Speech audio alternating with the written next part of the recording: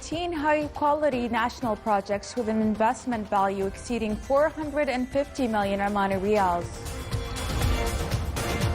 UN spokesperson says thousands of displaced families in Gaza are now left fully exposed to the harsh weather elements increased by health and protection concerns.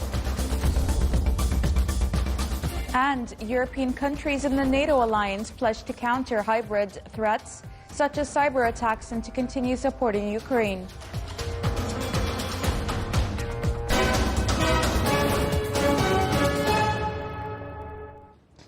Those were the headlines. Now for the news in detail. His Excellency Sayyid Badr bin Hamad al-Busaidi, Foreign Minister, received a telephone call from His Excellency Ishaq Dar, Deputy Prime Minister and Foreign Minister of the Islamic Republic of Pakistan.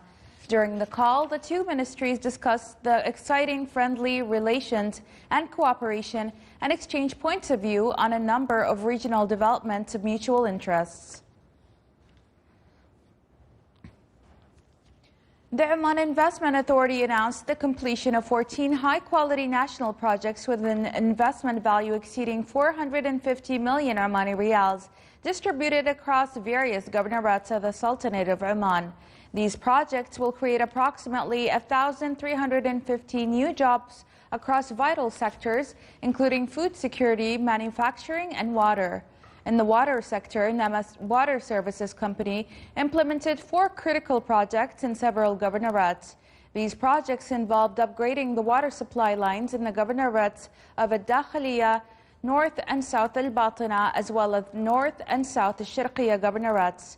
The aim was to improve the efficiency of water supplies to densely populated areas experiencing rapid industrial growth in these governorates. The total cost of these projects exceeded 408 million Omani riyals.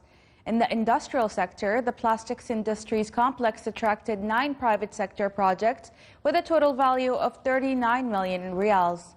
In the food security sector, Oman Agricultural Development Company implemented the Dates Industrial Complex project in Nizwa at a cost of 17 million riyals.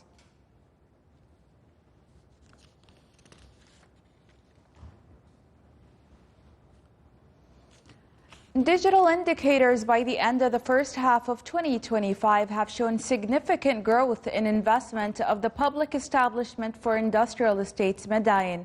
More details in this report. The Public Establishment for Industrial Estates Madain has witnessed significant growth across various digital indicators by the end of the first half of this year. The total cumulative investments reached about 7.8 billion Omani riyals, with a year-on-year growth rate of 2% for more than 2,000 projects and over 2,300 contracts. The total leased land area across all industrial cities, the Knowledge Oasis in Muscat and the Al Mazyuna Free Zone amounted to 34.6 million square meters. The situation in Gaza, where tents sheltering displaced families, their living conditions is worsening. Regarding the developments there, UN spokesperson Stephanie Dujarric had this to say. Gaza. Our humanitarian colleagues report from there that sadly hundreds of tents and makeshift shelters were flooded due to today's intense rains that had a harsh impact on people across Gaza. We fear that thousands of displaced families are now left fully exposed to the harsh weather elements increased by health and protection concerns. Our partners working to provide shelter support have deployed rapid response teams today and for many weeks have been doing everything possible to lessen the impact of the anticipated rains on the people of Gaza. Just yesterday, about 1,000 tents were distributed to families in Deir al-Bala as well as Khan Yunis. Millions of urgently needed shelter items remain stuck in Jordan, in Egypt and Israel as well, awaiting approval to enter Gaza.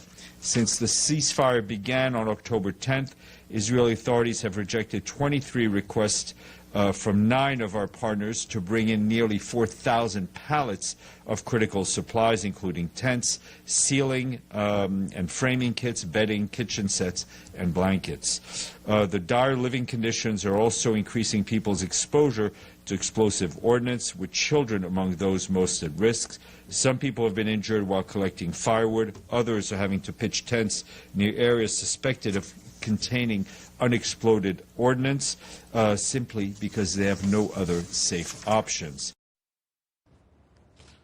The Gaza Strip is witnessing concerted efforts to gradually restore its education system following the end of the two-year war. Although several international organizations have established temporary schools, students and teachers face significant challenges, including the lack of suitable school buildings and a shortage of basic educational supplies, which are unavailable within the region and not covered by aid. Students in Gaza said they are facing serious challenges, most notably the lack of suitable school buildings. With the partial resumption of education, the educational process continues in Gaza's schools amidst difficult and complex conditions, reflecting the magnitude of the tragedy left by Israeli attacks and the ongoing repercussions on both students and teachers.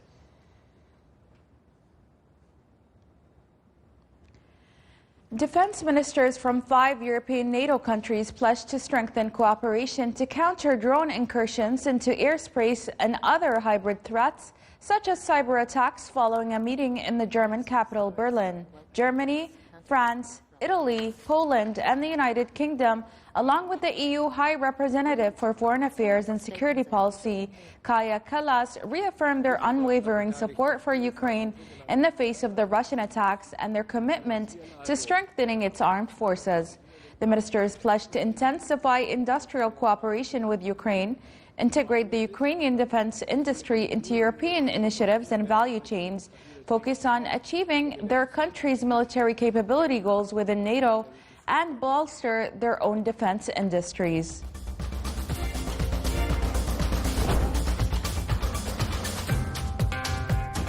Still to come in our news bulletin.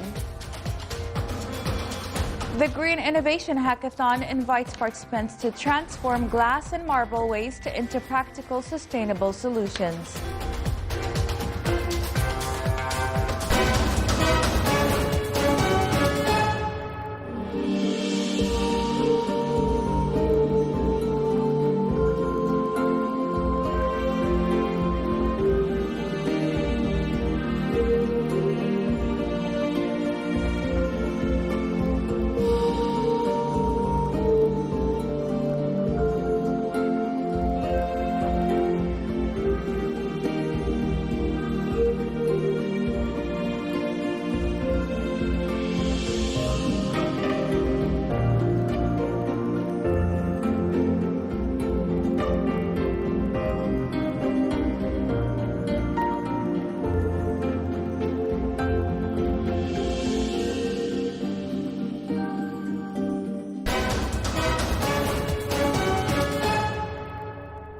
Welcome back to the news from the Sultanate of Oman television. Wadi Doka Frankincense Tree Reserve witnessed laying the foundation stone ceremony for the new visitor center and the Ain Doka Essential Oil Factory.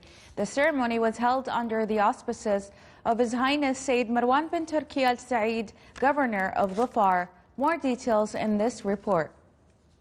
Wadi Doka Frankincense Tree Reserve, a UNESCO World Heritage Site in the Wilaya of Tamrit of Dhofar Governorate, witnessed laying the foundation stone of the new Visitors Centre and the Ain Doka Essential Oil Factory. We started the project for Wadi Doka with a very clear mission. The mission is to create the gravitation center for frankincense in the world. And we want to do that here, right in Dhofar. So what are we going to do? We're going to build a manufacturer and a visitor center. We want to bring people to experience the history and how frankincense is used nowadays. The project will bring employment to the location and to the site. The project will bring frankincense to the world, and definitely the project will be another attraction in Oman that will be added. This project aims to enhance the cultural, economic and tourism value of this UNESCO-listed reserve. The development will include a frankincense oil distillation plant and an educational center, showcasing the history of frankincense and its deep roots in the Armeni heritage. The factory is designed to allow visitors to witness the extraction process at first hand and observe how the frankincense droplets are transformed into the aromatic oil. Amouage creates exceptional fragrances that are known around the world to be the very best. And one way to do so is by using very special ingredients. One of them is frankincense from Oman. Oman is known to host the best quality of frankincense in the world. And it's a very precious ingredient. It's part of culture. It's part of the everyday life in Oman. The project reflects Oman's values of respecting nature and embodies its presence on the global stage. It is worth mentioning that the Armani fragrance company Amouage is leading this initiative in cooperation with the Ministry of Heritage and Tourism, all to position Wadi Doka as a global cultural and tourism destination, introducing Dhofari frankincense and its traditions to visitors from around the world. The activities of the Oman 3165 journey were launched in the Musandam Governorate. This journey is considered the first of its kind in the region, highlighting national efforts to achieve net zero by 2050. It aims to explore the Omani coasts, stretching for 3,165 kilometers in a sustainable maritime trip that relies entirely on paddling, currents and waves without any carbon emissions. The journey aims to document the marine biodiversity and coastal ecosystems in the Sultanate of Oman through cooperation with a number of academic and scientific institutions to produce educational and awareness content to be published globally via digital platforms, podcasts, and educational programs. The activities of the journey were launched under the auspices of His Excellency Sayyid Ibrahim bin Saeed Al Busaidi, Governor of Musandam. For 3 days in Dakhliya Governorate, university students came together to tackle environmental challenges through innovation. The Green Innovation Hackathon invited participants to transform glass and marble waste into practical, sustainable solutions. Here is more in this report. 37 university students took on the challenge of the Green Innovation Hackathon held in the Dakhliya Governorate, competing to find creative solutions from recycling glass and marble waste in a high-energy collaborative environment. Topping the final rankings was Team Renova, whose winning concept proposed the development of smart asphalt made from recycled glass, a model that blended scientific formulation with practical application. Our project is a smart asphalt from recycled glass with phosphoric material, and we're the winner. We create the asphalt. We mix the asphalt with a glass and phosphoric material. The phosphoric material is absorb the light from the sun and release it at the night.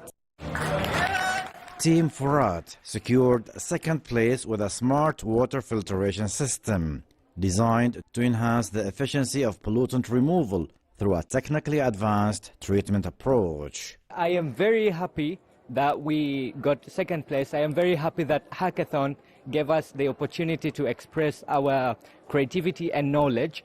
And what did we do? We created a water filter using crushed marble and glass. We used both marble and glass to filter the water, and what goes in is unfiltered dirty water, and what comes out is clean water. We can use that filter in our homes, in industries, anywhere. It's very scalable and it's a really good water filter with good efficiency.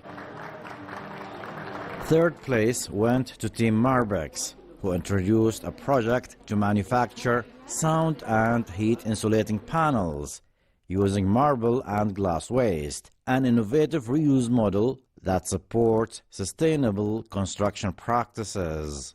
By unlocking youth potential, the hackathon placed young innovators at the heart of Oman's environmental vision.